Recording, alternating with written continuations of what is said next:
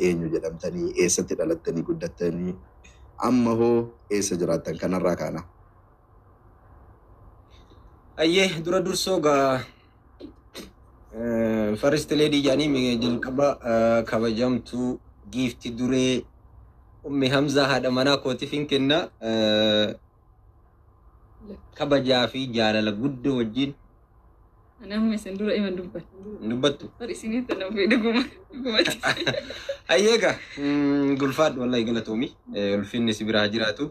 Asumaanuu waan si ajaa'ibu diraamaa kana keessatti isinii warra durii fudhannee osoo dalaynuu isinii naaftee jirti. Tirfaamaa nyaallo waan si ajaa'ibu.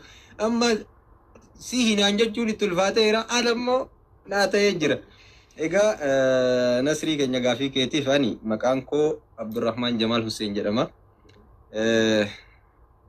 Kaniin itti dhaladhee godina Arsiiti Arsii Bahaa jechuudha. Aanaa Roobee Diida'aatitti dhaloonni koo ka dhaladhee gosti Ayuuba. Kanaafuyyuu odoon himatiin iyyuu sikkoof mandoo ta'uu kiyya akkattuu warra bahaa kana ta'uu keessattuu loqodhaan namni hin beeka. Akkasii isaanillee immoo ofumaa ofaa ibsanii maqaa isaaniitii fi maqaa isaaniillee akkasuma yoo dhaloonni guddaa kenna. Ayyee. Ayyaa darbee yaadda anaame. Anillee maqaan kiyya Guutuna Rahmaa Abuuna naan jedhanii. Iddoon dhaloota kiyyaa akkuma abbaan Hamzaa jedhee Arsii Bahaati. Aanaa Suudeetitti jechuudha kan dhaladhe. Gosa hin qabdu? Gosti kiyya Suraara. Suraara. Maasha Allah. Arsiin yeroo wal barattu aadaa isaanii keessatti wanti baratamaan namni tokko iddoo dhaloota isaa, gosa isaa, balbala isaa himatee wal bara. Miidiyaas ta'uu gosti namaa waan dhokatu hin qabu, eenyummaan namaa waan dhokatanillee waan itti saalfatanillee qabu kun aadaa keenya. Akka Arsiititti ammoo aadaa akkanaa qabaatu keenyatti ittiin boonna. Maaliif namni tokko muka hundeen mi'aawu baallis mi'aa jedhanii eenyummaa isaa eega baranii fi maalummaa isaa erga beekaniin booda miidiyaa irrattis haa ta'u waliin jireenya keessattis waa hunda keessattuu namaa salphata. Kanaaf wal baruu fi wal beekuun aadaa ta'uu isaa ammoo ittiin boonnaan ni jabeeffanna. Isinis ammoo bifa kanaan sirna guuttanii jilba guuttanii himatuu keessaniif galatoomaa ulfaadhaa isiniin jedha. Itti aanuudhaan yeroo ammaa kana mee eessa jiraataa jirtanii? Seenama keessan irraa eegallaa akkamitti wal bartanii akkamitti gara bultiitti ceetanii mee asirratti. Egaa nuti eenyutu dura jaalatee sanallee tartiiba isaa osoo hin sobiin dhugaa jiru jechaadha. Maaliif sagantaa kana irratti walakkeeliirte? Wallaahi dubbiin ajaa'ibaa ba'uuf deemti kaana. Yaa salaam aboon asiriinaa jiraadha wallaahi. Gaafii ajaa'ibaa na gaafatte iccitii jaba ba'uu deemaa. Way alas jaalatu jetta. Okay. Jalqaba irratti waan si ajaa'ibu mudannoo jalqabaa keessa ani karaa baharatiin Saudi Arabiyaa dhaqee isaan karaa gubbaatiin Saudi Arabiyaa dhaqanii maqaan moggaasa chaanaala keenyallee Baaleetu Boolee ka jedhu chaanaali jalqabaa an Baaleen deeme isiin Booleen deemte. Siigalee Boolee jechuun isiin xiyyaarummaan deemte ani immoo Baaleen deeme Baalee jechuun karaa majalaatiin Sumaaleedhaan buutee Saudi Arabiyaa ga'uudha jechuudha. Kanaafiyyuu bakki itti wal barree Saudi Arabiyaa magaalaa Makkaati. Makkatal Mukarrama achitti wal barree. Waan si ajaa'ibu erga wal bareen booda akkamii wal bartanii eenyu durseetiniin gaafii kana dhiyeesse isa jedhuuf ajaa'iba rabbi. Addunyaadhuma kanarraa yoo wanni akkanaan jiru erga wal barreellee gaafii nan gaafadhe gaafii namni tokko nama hin gaafatin gaafadhe. Kan ajaa'ibu gaafii kiyyaami gaafiin koo sittiin himaa si ajaa'iba kan san daran ajaa'ibu immoo deebiisiiti.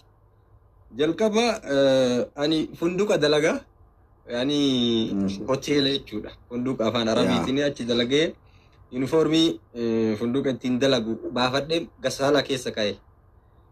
Gassaalaa keessa kaa'ee isaan Madiina irraa dhufanii Makka dhufanii jennaan fiidee dhayitee eenyu wajjin dhufa? Gassaalaa talabaa fide. Ishee.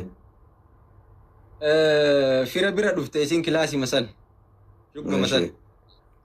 Achiini Gassaalaa keessa uffata kiyya san miiceet kiyya ta'uu osuma beeytu miicee Beeku yaa kenna.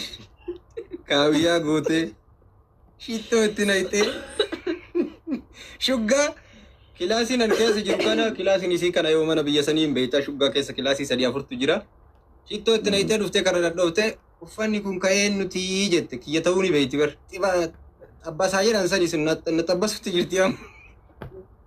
Achi wal argitanii wal bartanii jalqaba hoteelatti. No hoteela osoo hin ta'in manumatti manuma jireenyatti. Okay. Ati achi daleeyde malee iddoon itti wal bartan mana keessan ollaa dhufan jecha. Kilaasii shuggama keessa isiin kilaasiin ollaa xalabaa baatee dhufte hiriyyaa isii bira. Okay. Eeshi. Anis achitti argee warri ollaa warri an bira jirullee yeroo san kilaasii an jiru san hedduu kana dubartii wal keessa deddeemanii bakka anis argee jennaa waa ijji wayii irra buuteetti. Amma dursitee uffanni kun ka'een nuti jette fidde kiyyaa jedhee yoo irraas fuudhu shittoon kabalaasee lafa saditti ila akka waan cabsitee itti nayti akkasuma leeti.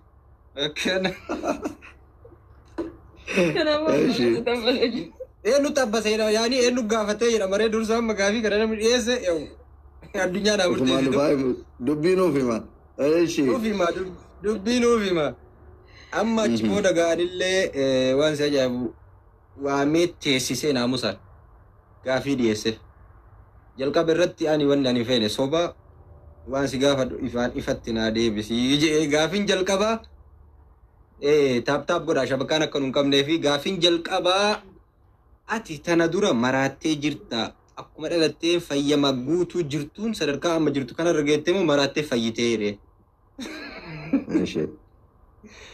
Lakki maraannee in short gabaabamatti bakka osoo garana maali gaafin akkanaa osoo hin hin maraannee fayyama qaba. Warri keessan hundirraa islaamummaa qaba moo guyyaa keessa islaamummaa fudhatte jennaan islaamummaa qabna barattee waa xiqqoo barnoota qalama waa barreessuu dubbisuu hin dandeetta hin danda'a kanaan ala hangaafii biraa qabeenya maal qabdaa maali isa hafe gosti kee maali gandi kee biyyi kee warri kee maal kanuma qofan gaafadhe hagana gaafadhe waliigalle ergeen keen hidhame gaafa dhuftu. As biratti gaafii kana maaliif gaafatu barbaachise namaafillee akka hubannoo fi barnoota ta'u. Gaafii kana wanni gaafachuun barbaachisee fi waliin dararruu fi itti seennee ganaa wal qo'achuu fi qo'attee itti seenuun garagara bultii. Amma immoo achi keessatti janajjantee jinjanaa alatti fixxee dhufuu fi osoo hin janajjaniin haaraa fuudhuun bultiin garagara. Maali garagarummaan isaa? Gaafa isii mana madaamii jirtu atillee asteettee janajjantee lubbuu maali jettee iccitii hunda fixxee jaalala hunda achitti xumurte gaafa wal bira geettu xumuramee jira. Jireenya eegaltuun jiru wal barte waliin haasofte fixxe. Sii galee wal argite bakka. Garuu gaafii ijoo gaafachuu qabdu gaafattee jinjanaan barbaachisu kun istaayilii kiyya yookiin akka ani itti amanu namni biraa akka biritti amanuu danda'a sii galee. Halkanii guyyaa janajjanee maal jedhee hirriba dhabee maal jedhee suni ittiin amanuwan. Bultii keessatti qo'adheen fiduwan. Qo'adheen fiduu yoo jedhu zeero marratti fidaa osoo hin ta'in waan baruu qabu hin bara isa saniin irraa hafe duwidaan ol garagalee shaayii tallaajaa tokko fixee gaawaa tallaajaa tokko dhugee itti fixee rasiixa majjaana meeqa itti fixee ne baranna hin amanu waan ta'eef akkasitti haasofsiisuu hin barbaanne yoo bultiif barbaadde baay'ee dheeressuu hin barbaaddu dheeressanii haasawuun sun waan biraa keessallee galchuu danda'a waan ta'eef. Kanaafuyyuu jaalala akka malee fiixee tuqe alatti fixanii gaafa immoo bultii ijaaranii itti seenan bushatu dhufa. Namoota hedduu irratti illee ekspiriyaansii argirraa bushaa dhufa. Akka kiyya kun warri as jala jiru akka kiyya akka dhuunfaa kiyya gaanamu akkaataa garaagaraa qabaami akka hawaasaa osoo hin ta'in. Garuu wal barnoota xiqqoo erga xumurteen booda fiddee jireenya keessa galtee wal qo'achaa amalli koo kana amala kee barataa amala isii baraa jireenya kana keessatti qormaata bu'aa bayii jireenya kana keessatti wal baraa waliin jireenya chaalenjii jireenya kana oofaa achi keessatti xumurri jireenya yookiin bultii sanii mi'aayaa ta'a jedhee amanaanii tariitii rabbilleen alhamdulillah jaalateera mi'aayaa ta'ee jira. Siigalee irra caalaan tilmaama kiyyatti irra caalaan bultii bakka hedduu biyya arabaa kana xiqqoo faffacaati baay'ata yoo biyyarraa biyyatti galanii faffacaan kana. Rakkoon guddaan bultii biyya arabaa keessaa ijaazaa ol buufatudha. Itti yaaddaniisi. Akka ajaa'iba. Akka ajaa'iba maaliif jennaan Dalloofti gogaa harreetiin ijaarame gaafa waraabessa arge diigamaadha. Ishee. Jireenyi karan taaneen eegale jireenyi haraaman eegale booddeen isii xumurri isillee hin bareeddu. Kanaaf jecha osuma walitti hin dhufin yoo danda'ame alaalumarratti bilbilumaan akkasitti gaafa wanni nikaa wal godhatanii jedhan jireenyi siin bareedaa wal barachaa dhuftaa bu'aa bayii jiru waliin dhadhaabbattee walitti hirkattee wal utubdee oofaa dhuftaa. Kanaafuyyuu ani akkasitti amanaa jireenyi keenyallee akkasitti eegalee jechuu fedheeti. Riyaalitii akkuma itti eegallee fi akkuma sitti himu kana wal fakkaatadha. Okay, asirratti wanti nu yaadachiisanii fi nuuf dabalan yoo jiraate gara saniitti sin dabala. Ati Rubiyyaa waa dabalanii. Ati Rubiyyaa mee waan isaan dagatanillee osoo keessaa hambiseen maaliif kun seenaadha waan ta'eef namoonni hedduun kinoo as jala ta'anii isin ilaalaa jiranii eenyummaa keessan isa dhugaa seenaa keessan as keessaallee ammoo waan namni irraa baratu hawaasaafillee waan barnoota. Sagantaan kuni waan nama bohaarsullee waan nama barsiisullee of keessatti qabata. Giddumaa warroonni daawwataa jirtan biiskooppii liinkii taabtabuuchuun dagatina. Mee asirratti akkamitti wal bartanii isinillee akka yaadachiisaatitti wanta asirratti dabalatan maaliif namni adeemsa keessa waallee dagataa ammallee yaada isaan jedhan kanarratti illee namni osoo ijaazaallee osoo waliin buufatiin osoo waallee hin balleessin bultimatti seenuu qabanii wanti kun irra caalatti faayidaa qabaa namni ammoo otteedhaa miti kan kakka'anii ilaalanii waan jedhuudha as keessa akka kaasa jecha xiqqeessanii eenyummaa namaa yoo baran keessa achi fagaatuun barbaachisu waan jedhuudha asirra mee isin akkamitti wal bartanii eenyutu dura gaafii jaalalaa dhiyeessee fi haala Rubiyyaatiif dabarsa. Gaafii jaalalaa eenyu dhiyeesse sanii uffata lama kaanii garuu dhugaa dubbachuuf maaliif uffata isaa miiccitanii shittoo gootanii kaawyaa gootanii fiddanii asirraa kaanu. Waan akkanumatti oolaalu garaadha nyaate namni kuni yeroo maal isaatti garaasa nyaate. Yeroo deemee gadi nama hin qabu nama miicuu fi yeroo hundaayyuu namni miicatu kastaala keessa baasee gara biraa kaa'ee ofii miicatee gasi ka isaatti raree deema bira. Ani immoo miicatu gaafa dhageenyi ka isaallee keessa jira. Nama kana maaliif hin miicine ka jedhu miiceef bakka akkanumatti garaana nyaate. Wal bartanii isuma dhugaa yeroo sanitti wal bartanii haasaa eegaltanii boodamoo osuma takkaa eenyummaa isaan baran Oromoo ta'uu qofa yookiin Arsii ijoollee Arsii ta'uu isaa ilaaltanii namoota biyya Arabaa keessatti guyyaa hojii irra oolee dadhabee faayidalattee immoo haqiqatti wanti riyaalitiin ture maal inni dhugaa ture. Waliin barree dhugaa dubbachuuf akkanumatti wallaalla malee maqaallee wal gaafanneen beenu waan tokko wal barreen beenu. Garuu inni achi dura maal ture bakka biraa galaa ture inni akkanatti manitti. Abameet ji'a tokko doongeen deebi'ee achiin nama bira fira san bira gale malee yoo duraa iddoo ofii kireeffatee galaa ture. Gaafa kanaa inni bahee deemaa dhuguma uffanna isaa namni miicateetu wanti deebisa. Inni miica akkanumatti ilaalee bakka garaa na nyaatu eegale. Akkasii haalli Dubbattuu isin hin tarree. Garaa na nyaatu inni dubbattuu isin hin tarree. Garaa nama nyaatu gara keessa waa jiranii. As bira gaafii takkitti isin gaafadhu garaa isin nyaatuun tuni tama obbolummaati moo isallee ilaaltanii waan isarraa isinitti tole waan irraa jaalatta wayii qabdan. Alaabaa mala isaa haa ta'u bifa isaa haa ta'u. Bifa qofa odoo hin taanetti yeroo sanitti namni kun akka badaa ta'etti akka nama wal lolutti akka nama tasgabbii hin qabne maal jedhamu nama dafee aaru namummaa wal lolaa oolu jedhee namni hundi hamata yeroo hamatu kana jechuudha. Ani immoo garaa na nyaatu waan garaa nyaate fi beeku namni kun nama bultiillee ta'uu miti jedhanii yeroo haasanillee hin dhagaya. Ani immoo garaa na nyaachaa dhufe jechuudha. Dada hamaa isaa dhaga'uu nani garaa na nyaataa dhufe. Ilma faallaasanii ta'e jecha namni yoo waan namaa badaa nama biratti haasa'e namni nama san sodaataa deemaa jira. Ani sodaatu dhiisee inumaayyuu bakka garaa na nyaataa dhufe. Haaluma inni jedhee saniin eegas immoo nama an bira jiru sanitti dubbatee micayyoo sana akkana jedhee waliin haasaamee akkana ani bultii akkana barbaada jedhee gaafate. Namni an bira jiru sunillee tole jedhee suuxoo tol yaanee gaafiin inni na gaafate gaafima jedhe sani. Anillee immoo akkasumatti deebisee fi erga isaan dalagaa argadhee mana dalagaa deemee natti bilbilee maatiin isaa maatii kiyya bira dhaqanii akkasitti nikaa kana halaalattiin godhannee gajii akiyya fixadhe maal jedhee wal arginee sargii zabala kanallee nan goone yaa'u.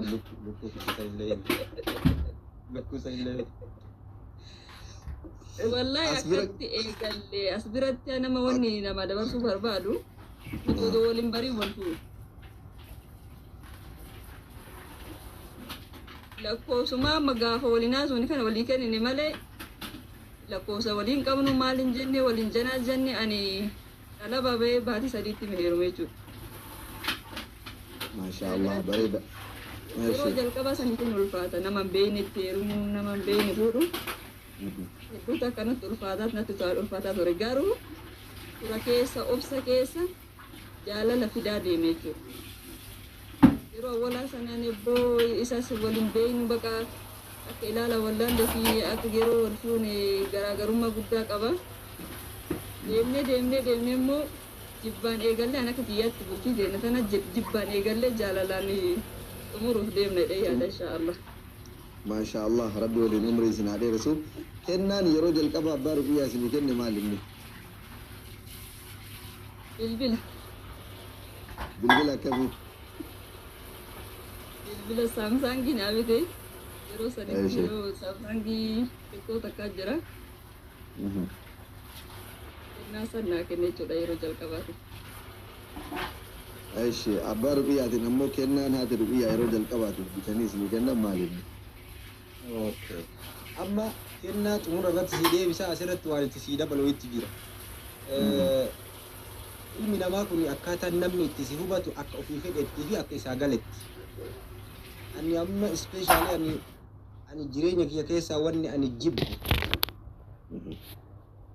nama miidhuu fi nama zullumu nama kijibu akkanumatti namicha kana umrii isaa guutuun jaaladhu rabbi irratti utaalii waa godhi na godha hodhi na godha nama sanni keessattuu osoo hin fuudhin dura wanni jecha amma sirreef jettu sun sirriidha.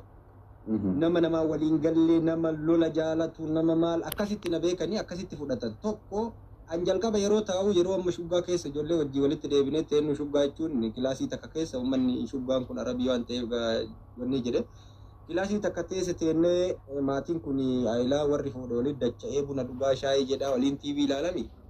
Siiriyasiin dubbadhu akkatti kostor jedhee taa'an wayita waa laalullee dippilii keessa bu'ee ilaala TV yoo laalle fiilmii haa laallu maalaan akkatti ilaala. Namni kun waan akka malee jibbutti fakkaata. Baay'ee odeessuun jaaladhu yeroo namoota wajjin teennu takka namni tokko dogongora wayii uume taanaan obsee irra taruu fi wanni hin jedhu irruma baya. Naajjeesee danda'ee dadhabeen sun hire irruma baya irruma utaala. Waan namni naan jedhe takkitti dabarsuu hin danda'u yooma san deebii itti kenna. Wanni sun amma gara galee inversi faallaa ta'e amma abbaan fedhe waa jedhe tokko yoo namaa wal lole ursi jedhee akkatti caqasuu jaaladha. Tasgabbiin deebisuu fi jaaladha waan isaa ajaa'ibu jireenyi aniin kun anuma waan jedhu wayi. Fakkeenya hedduu mana hidhaa seennu ispeeshaalii waan jireenya lafaa kana keessatti namni bakka sadi yoo dhaqe mana hidhaa mana waraanaa bakka karaa biyya arabaa kan barnoota cimaa obsa cimaa siigalee akka ajaa'ibaatitti waa hedduu nama barsiisa. Aniin suni hin tasgabbaa'e lafatti deebi'e. Gaafa jalqaba akkuma isin jettee jireenyi keenya wanni hin eegale wal bira geenne wal dhabbii yookiin immoo anaa kanatti apartaayidii irratti ture yeroo jalqaba. Kanan himu amma namni sitti malaan dhuguma. Dhaqa burcuqqoo wayii bakka kana yoo isiin keettee akka bakka kana taa'an hin fedhin illola kanallee burcuqqoo san fuudhee darbee cabsa. Namoonni haga irratti fuudhuu edaa akka malee miidhuu edaa maal jedhee maal haasa'u ture akiran gara wanni sun na keessa dhaqu wallaalee waanuma san guutuu akka waan harama harkuma kiyyaan fuudhee kaabaa dheetee kadhattee natti kadhatteeti. Zeeroo irratti wanni sun guutuun walii amma maal ta'e waliin haasa'uun maritti deebi'e tasgabbitti deebi'e haara laalee akka hiriyyaatitti waliin haasa'u eegallee. Nageenyi tasgabbii waliigalteen jaalalli hin sakkane. Anillee yoo rama dhaqu du'aayii rabbitti kadhachuu eegalee isillee nagaa akka waan halkan ol kaateetti kadhatteeti tasgabbiitti gadi wanni fedhe yoo uumamee rakkoo fedhe yoo uumamee chalanjii fedhe yoo dhufe bifa obsaatiin irra dabruu eegallee jechuu fedheeti. Kennaan yeroo jalqabaatiif haati ruqiyyaa bittee naa kennite waan baay'eedha isinleen kanaa bitte amma isin samsingii takkitti himte an haqa namaan dhoysu an qabrii qabaa du'uu hedaa an haqa namaa waan namni naa oole. Ka jalqabaa tokkichuma gaafadhe yaa. Lukkuudha. Walla qalli. Luk.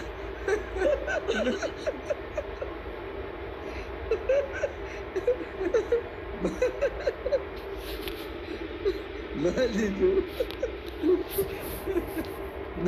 Me hazra ada dua sama.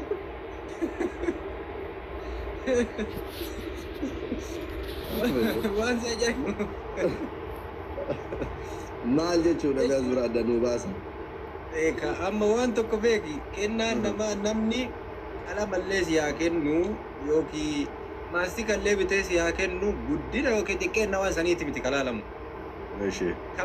Kabaja kennaa saniiti. So yeroo jalqabaatiif ani laaxxee ture mana kilaasii qabee eegee nikaa nu hidhanii galanii ani ramadaana deebi'eetiin shawwaal nikaa hidhee hajjii jalqabaa waliin hajjine. So yeroo jalqaba dhuftu gaafa kilaasii kiyya oseentu lukkuu ishigii fidde nu dalaguuf lukkuu luka qofa.